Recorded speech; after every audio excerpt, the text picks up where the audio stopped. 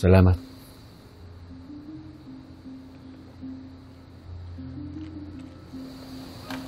Velma, ako na yung humihingi ng tawad sa ginawa ni Hazel, ha? Hindi mo nang intindihin yun. Ang importante, hindi kayo nakuha ni Jessica. Masakit pa ba? Baka kailangan mo nang uminom ng gamot.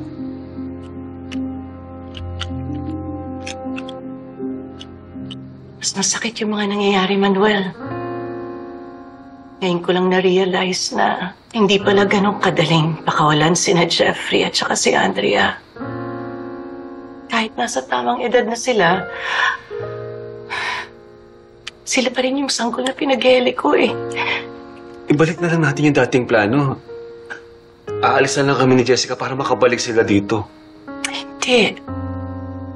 Hindi mangyayari yun. At sa akin lang naman, sana magtiwala sila sa desisyon ko. Hindi porket nagsiklakihan na sila, isasantabi na nila ako bilang isang nanay. Pero ansya na yan eh. Dasal ko lang talaga na sana sa mabuti silang kalagayan kung nasaan man sila ngayon.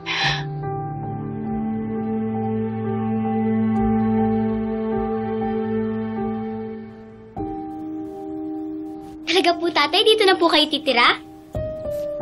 Yay! Dito na titira si tatay! Paano po si Mama Ganda? Ano pong sabi niya? Pumayag ba siya, tatay, na dito na po kayo tumira? Sa totoo, anak, hindi alam ni nanay na nandito ako.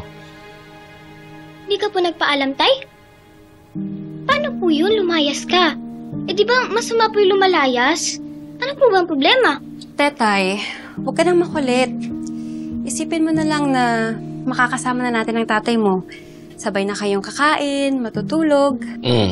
At anytime na kailangan mo ako, nandito ako. Kaya wag mo nang sasabihin kay Mama Ganda, ha? Para mas mahaba pa yung bonding natin. Okay? Okay? Yan. Oh! Bro, grito. Magkakasama na tayo, Nay. Ay ka na, Nay. Ka na, Maya.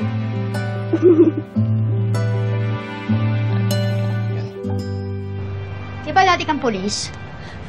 Sanay ka sa bakbakan. Ano nangyari? Eh, hindi mo naman nabit-bit si Manuel. Eh, anong gusto mong gawin ko? Upakan yung mga babae? Ang babata pa nun. Anak ko pa isa dun. Tsaka, classmate, gentleman ako. Pwede ba? Bayaran mo na lang ako. Nasira yung cellphone ko. Hindi masisira yan kung hindi ka tatanga-tanga. Sumusobra ka na. Pumapayag na akong utus-utusan mo eh, kahit below the belt ka na. Kung hindi lang tayong mag-MU noon. Hoy! Anong MU pinagsasabi mo dyan? Lumayas ka nga! Sisibat na talaga ako at huwag mo na akong tatawagan ulit. Talaga, kasi wala ka naman cellphone. Layas! Ito?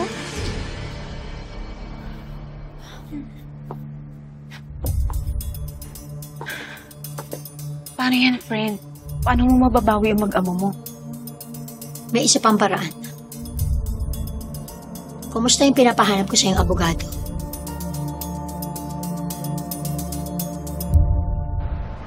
Andeng, lagay mo na lang dyan sa cabinet ni Mayet yung mga damit mo kasi wala na laman yan. Pinamigay niya lahat yung damit niya bago siya nag-abroad. Buti pa siya. Malayo na siya sa gulo. Speaking of gulo, nabanggit ko dun sa duwending yun na nandyan yung tatay mo sa inyo. Tsak yun. Ang gugulo yun. Oh, Kitam, nag-aalala ka rin para sa nanay mo. Hindi, Ninang. Ginusto ni Nana yan. Yan yung pinili niya eh. Di harapin niya yung consequences.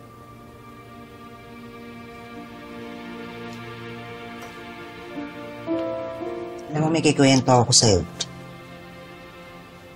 Nung nag-decision tong kinakapatid mong si Mayet na mag-abroad sa Hong Kong, siyempre sobrang lungkot kami ng ninong. Kasi kakauwi lang ng ninong Abel mo galing Saudi nun. So akala ko, sa una pagkakataon, magiging buo kaming pamilya. Pero hindi eh. Andun yung oportunidad. Ayun, nag-decision siya mag-abroad. Gustuin ko man siyang pigilan, hindi ko magawa.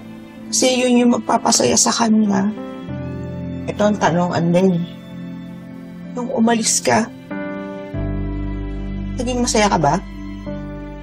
Dahil sinisigurado ko sa'yo, kahit ang dami mong narinig na maanghang na salita mula sa nanay mo, nasasaktan yun. Ang dalawa ng anak niya ang umalis, kayo at ni Jeff.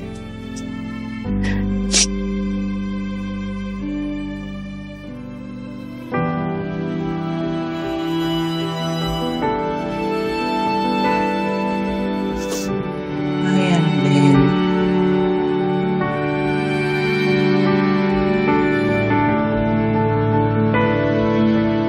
Fred, this is Attorney Nico Salazar, yung lawyer ni Nireco ng tito ko. He's an expert on family code. Attorney, siya nga po pala yung sinasabi kong kaibigan ko, si Hazel. Nice meeting you, ma'am. Likewise, attorney. Tara, upo muna tayo. Well, I've been looking forward to seeing you, attorney. Didiretsuhin ko na. Gusto kong idemanda ang asawa ko for kidnapping my daughter. Pati na rin yung kabit niya. Gusto ko silang ipakulong.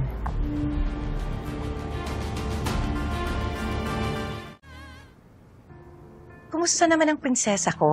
Okay lang po, mamaganda. Kayo po.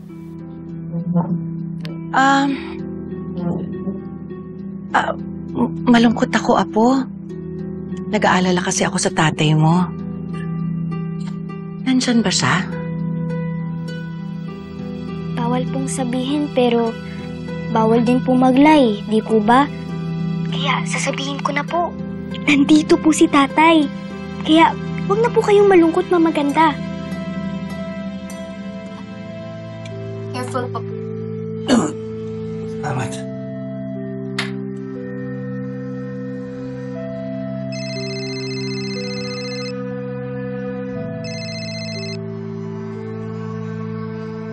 Hello, pare. Pre, good news. Nandito sa amin si Andrea. Talaga? Diyan tumuloy si Andeng? Oh, salamat naman. Pare, ikaw na muna sanang bahala sa anak ko, ha. Tsaka, pasensya na sa abala, ha. Oo, ayos lang pre. Tinawag ko lang sa inyo para hindi kayo mag-alala. Maraming salamat talaga, pare. Alam mo, malaking tulong tong ginagawa mo. Sige na, pakapala tayo. Anak ko, marinig tayo. Sige, salamat ulit, ha. Dad, that's the Tita Felma po. Anak, sandali lang. Ano kaya kung puntahan natin si Ate Andrea mo? Eh, total, ako naman yung may kasalanan kung bakit nagkagulo sila. Di ako na rin yung mag-aayos. Dad, I'm not sure. Baka ma-complicate lang po. Anak, hindi din naman ako sigurado dito, eh. Mas mabuti na ito kasi hindi natin susubukan. Anak, gusto kong tulungan si Tita Felma mo. Ngayon, kung kinakailangan ko magmakaawa sa Ate Andrea mo para magkaayos sila, gagawin ko.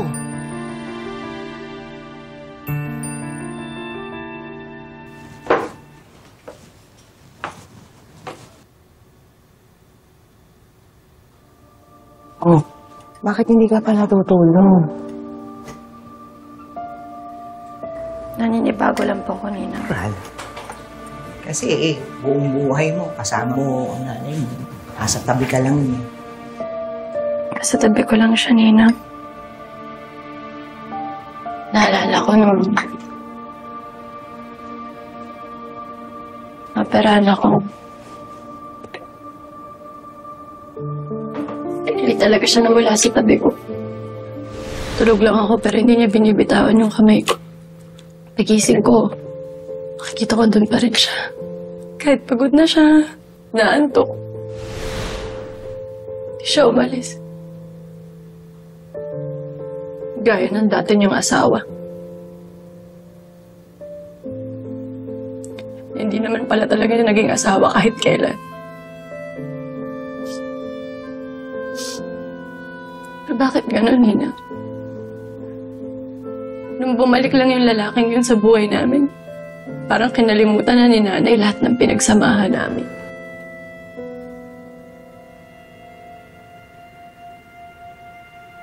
And then, siyempre, hindi yung baliwala. Hindi yung pwedeng isang tabi. Alam mo ba, hindi ka pa sinisilang. Gumagawa na ng magandang alaala ang nanay mo. Alam mo ba, yung pinagbubuntis ka ng nanay mo, excited siya. Sana, baby girl to. Kaya lumabas siya, bumili siya ng makukulay na mga damit. Excited na excited yung nanay mo na makilala ka. Hindi, mahal na mahal ka ng nanay mo.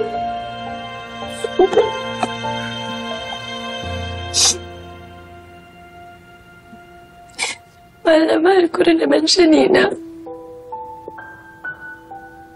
Pero siguro ganun talaga. Mas matimbang sa kanyang maging mabuting tao sa iba kaysa maging mabuting ina sa akin.